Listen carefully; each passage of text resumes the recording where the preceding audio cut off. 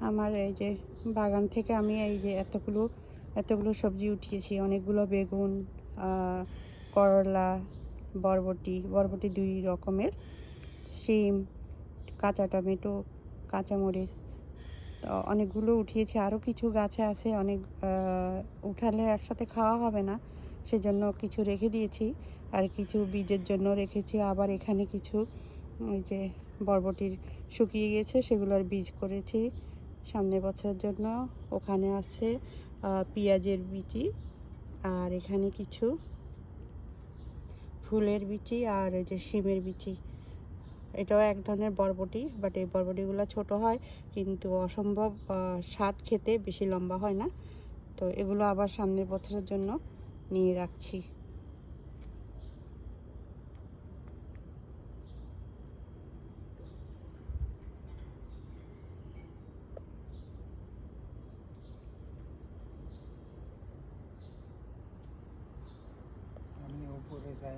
যাদের বাগান করার শখ, তারা আসলে যেইখানেই থাকুক কিছু না কিছু করার চেষ্টা করে।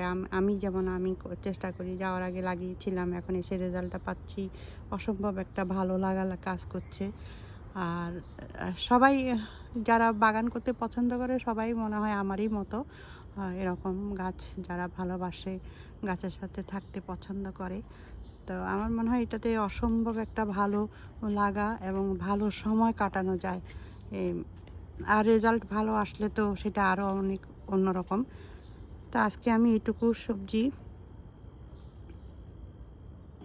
উঠিয়েছি। আর এখানে এখনও আছে আমার ওই যে কচু শাক আছে, কলমি শাক আছে। তো সেগুলো আজকে আর উঠাবো না, একসাথে অনেকগুলো খাওয়া যাবে না, আর সংরক্ষণ করতে গেলেও সময় লাগে। তো আজকে আপাতত এটুকুতেই আমার হয়ে যাবে। আপনাদের সাথে একটু শেয়ার করে ভালো লাগে, নিজের ভালো লাগাটা আপনাদের সাথে শেয়ার করি। হয়তো আপনাদেরও ভালো লাগে, আমি জানি না, বাট তারপরও অনুভূতি হয় যে হ্যাঁ, অবশ্যই ভালো লাগে। প্রকৃতির সাথে থাকা, প্রকৃতির থেকে নিয়ে কিছু নেওয়া, সেটা আলাদা একটা ভালোবাসা।